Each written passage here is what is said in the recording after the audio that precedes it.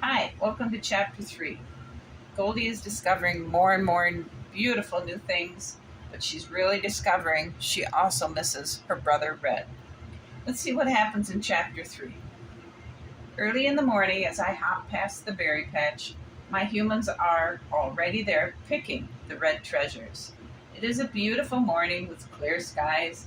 The sun is promising to be really hot today, so any activity needing to be done outside better get done soon. Out of nowhere, the dog showed up racing at me. It was barking and showing all its teeth as it barked. I'm shocked at how fast it came at me, and I didn't even see it lying in the grass by the fence. Run, Goldie! It wants to eat you! Forget the berry! Run! I shouted in my head. I was running so fast, the grass was a blur, but the dog was getting closer. I could hear my humans shouting at it. As just ahead, a magnificent, beautiful, giant pine tree stood in my way. I simply have to get in that tree, I shouted loudly. With all the jump energy I have in my body, I jump. Please let me land high enough the dog can't reach me. I was desperately wishing Red was here to help me. Once I landed on the side of the tree, I grabbed hard with my claws and ran up as fast and as far as I could. I felt my heart beating so fast I didn't think it would ever slow down. I was terrified. I have never been that close to real danger, and I promised myself I would try very hard to never put myself in this kind of a situation again. I'm always going to be on watch for that dog. It very nearly got me this time. The dog was jumping and barking around the base of my tree, looking up, trying to see me. Slowly I calmed down and began to chatter-holler at the dog. Shame on you, dog! Why are you trying to eat me? Why do you want to make me so scared? I'm not hurting you. One of my humans came walking towards my tree, talking to the dog. It stopped barking and began to wag its tail. The dog and human stood looking up at my tree and then walked back to the berry patch where the dog again lay down by the fence. Bad way to start my trip, I thought. I sat in this tree for half the day, waiting for the dog and humans to leave. I would have branch hopped my way out, but I didn't want to risk missing a branch and falling.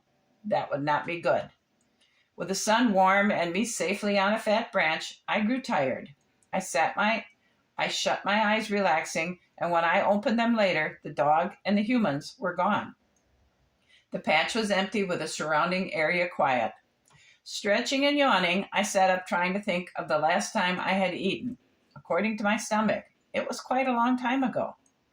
Looking around, I noticed an old black pine cone still attached to a branch. The branch wasn't very thick, so I slowly crawled to the pine cone. The further I crawled out on the branch, the more the branch started drooping towards the ground.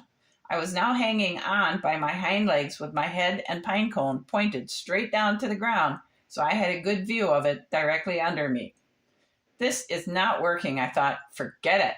I'll just find something as I go further into the forest. I want to get on with my journey.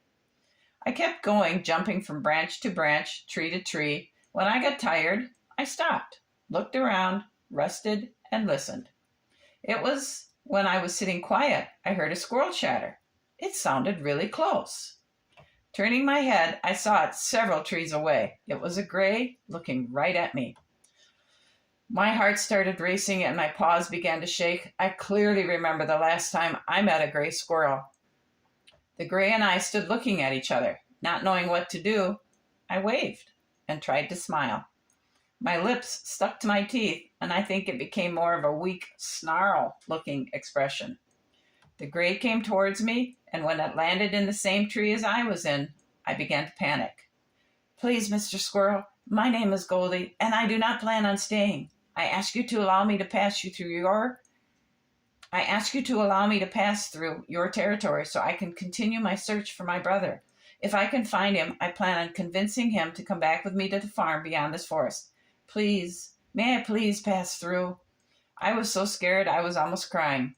I could only sit and point in the direction I had been heading in. The gray kept inching closer, but I didn't move.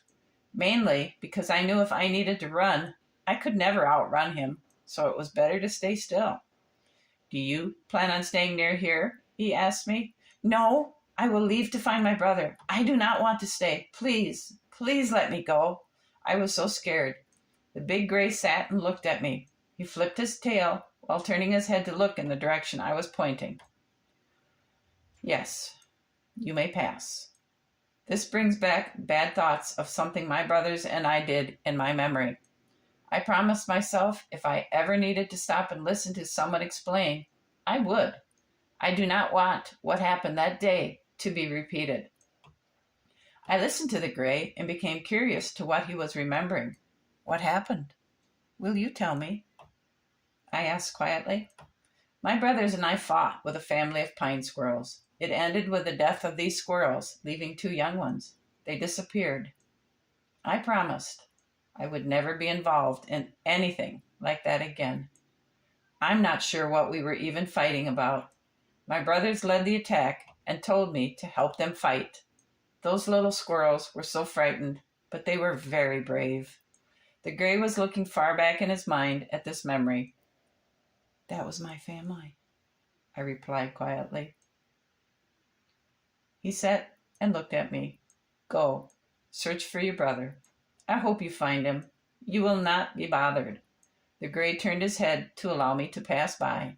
I heard him softly add, as I passed, my name is Joseph.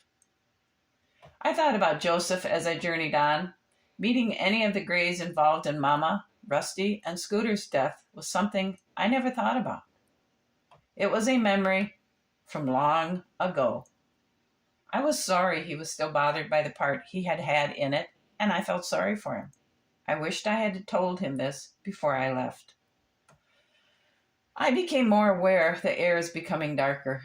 This means another night outside. This didn't seem right. When I left Red, I spent 1 night on my trip. At least that is what I thought I did. I can't really remember if it was 1 night or 2. I didn't recognize this forest either. How did I get lost? All right, there's nothing to get worried about, I tell myself. Stay calm and think. Keep going and see where I end up is about all I can do. Suddenly, I stop in my tracks. Wait. When I left home, instead of turning at the beginning of the forest by the strawberry patch, I headed straight in. I didn't pass the cornfield. That means I have been traveling in the wrong direction. Okay, how do I fix this? Stay calm. Think a little bit. What if I turn to the left and go straight?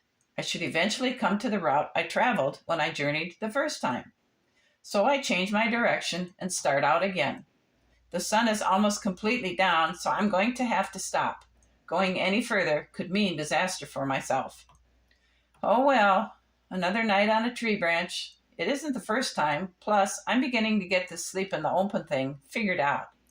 If I snuggle next to the tree on a big branch and relax, I'm safe for most of the night. As I slowly waken in the chilly morning light, I could hear humans talking. Don't move, Goldie, I whispered to myself. Move your eyes, not your body, so they may not notice you. Oh, great. There's a dog, too. I could hear it directly under my tree. The humans are a little ways off from me. Cautiously, I move my head to look around. The dog has moved on, but the humans are at my tree, looking up. Could they have possibly saw me? They have a strange tool in their hand, and after setting it on the ground, are knocking on my tree with a stick. What are they doing, I wonder? Whatever they have planned, it involves my tree. Frantically, I look around. I can branch jump if I have to, but they will, without a doubt, see me. Okay, let's see what they're planning on doing. No time for me to be shy, so I sit up and watch them. After walking around my tree, one stepped back while the other one picked up the tool. He waved his arm at it, and suddenly I heard a terrible noise. Smoke was coming from this tool, and when the human touched the tool to the tree, part of the tool moved. Pieces of my tree started flying off. What are you doing? I cried out in alarm. You're knocking my tree over. Stop that. My tree was falling backwards, so I jumped, hoping to land as far as possible away from the human attacking my tree. I hadn't been paying attention to the other human, and to my horror, when I jumped, I discovered I was either going to collide with him or land on him. I tried to twist my body to avoid the collision, but we hit anyway. This human started to yell and wave his arms and began to jump in the air. I was hanging onto the front of his body as he tried to shake me off. Finally, in all the confusion and noise, I fell down. The human that had knocked my tree down made the tool stop being noisy and set it on the ground.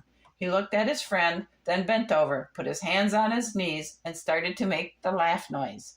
He kept laughing for a long time. I ran and never looked back, finally stopping my running after what seemed a long time. Trying to catch my breath and to calm down, I looked around. There was no dog or humans around me. I must be safe. Life is sure difficult in the forest, I thought. I want to go back to my home and my friends. Maybe this isn't such a good idea to go in search of Red. A new day that had a very scary start. Boy, today can only get better, and maybe today I will find Red. As I move along, the trees grow further apart. Looking up, there's a hawk way up in the air.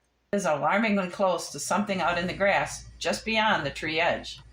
For some crazy reason, I start running towards the hawk that is flying lower and lower. I began to chatter as loudly as I could to get its attention or to scare it off. I had not thought about what I will do once I get the hawk to notice me. I succeeded in startling the hawk into flying back up into the air when suddenly whatever was hiding under a branch in the area the hawk was coming down to jumped up and began shouting at me. "What are you thinking? Are you trying to get killed? You need to get back into the trees." I stopped right where I was and started to cry. I couldn't speak or move. I just stood there. "You need to stop crying and get out of this field. Follow me back to the safety of the brush," this very angry squirrel commanded me. I turn and follow him like I have done so many times in the past as a child. We reach safety and the squirrel turns around to face me. He was getting ready to scold me, really scold me, but then he stopped as he hears my words. "I've missed you, Red," I told him. So that's the end of chapter 3. I hope you've enjoyed it, and we'll come back and listen to another chapter. Thank you for listening, and I'll see you again. Bye.